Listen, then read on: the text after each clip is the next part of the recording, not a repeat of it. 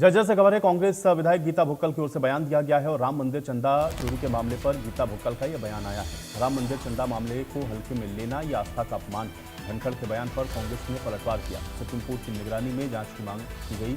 धनखड़ को ये बताना चाहिए कि चंदा कहाँ गया। ये मोदी के दौरे को लेकर के भी गीता भुक्कल ने बयान दिया। हरियाणा की जनता को अच्छी शिक्षा और बेहतर चिकित्सा दें, ये गीता भुक्कल की ओर से कहा गया है। तो राम मंदिर, चढ़ावा चोरी और प्रधानमंत्री के हरियाणा दौरे, इन दोनों ही विषयों को लेकर के गीता भुक्कल की ओर से ये बयान दिया गया। और धनखड़ के बयान पर भी कांग्रेस ने पलटवार करते हुए कहा कि सुप्रीम कोर्ट की निगरानी में इसकी जांच होनी चाहिए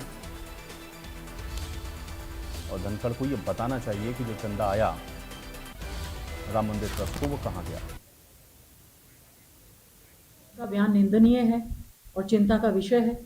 बहुत से लोग कह रहे हैं कि जो चंदा चोरी हुआ है उसी से देश भर में सारे विधायक भारतीय जनता पार्टी खरीद रही है, कहीं सांसद खरीद रही है, कहीं इस पैसे को डाइवर्ट कर रही है, चंदे के रूप में पैसा बांटा जा रहा है। ये चिंता का विषय है। उम्मीद करती हूँ पढ़े लिखे हैं, इस तरह का बयान देना धार्मिक भावनाओं को आहत करने वाला है और ये कोई छोटी मोटी चोरी नहीं है।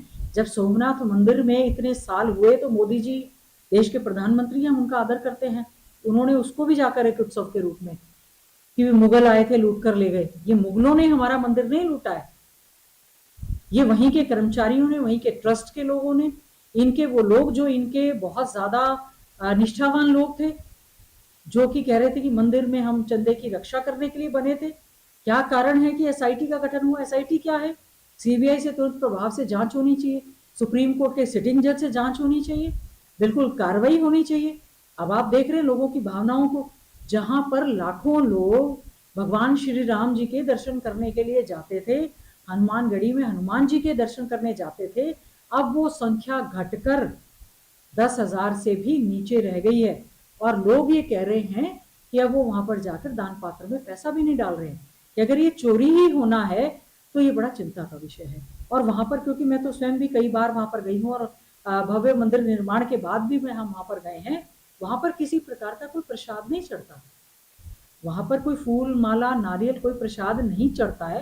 केवल दान पात्र में दान दक्षिणा श्रद्धा के हिसाब से लोग जानते हैं चढ़ाते हैं। तो भारत देश में और बाहर रहने वाले लोग पत्र लिख लिख कर पूछ रहे हैं। मुझे बहुत सारे पत्रकार बंधुओं ने बताया कि कोई अमेरिका से, कोई लंदन से, कि हमने इतना इतना चंदा भेजा था, हमें ये नहीं पता था कि इस तरह से ये चोरी हो जाएगा, इस तरह से डाका डल जाएगा। तो जो यहाँ के हमारे राष्ट्रीय सचिव हैं, वरिष्ठ नेता हैं बीजेपी के, अगर उनकी सेहत पर कुछ नहीं फर्क पड़ता तो इनको मालूम है कि ये चंदा जा कहाँ है।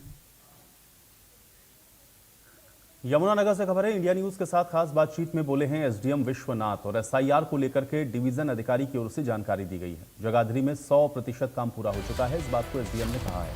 15 जुलाई तक प्रथम फेज का काम पूरा हो गया है। एसडीएम ने इस बात को भी कहा, डेडलाइन को 10 दिनों के लिए और बढ़ा दिया गया है। सभी ने बहुत मेहनत करके ये काम किया है, एसडीएम ने इस बात को भी बताया। सभी मतदाताओं ने भी बहुत साथ दिया, एसडीएम की ओर से ये भी कहा गया है।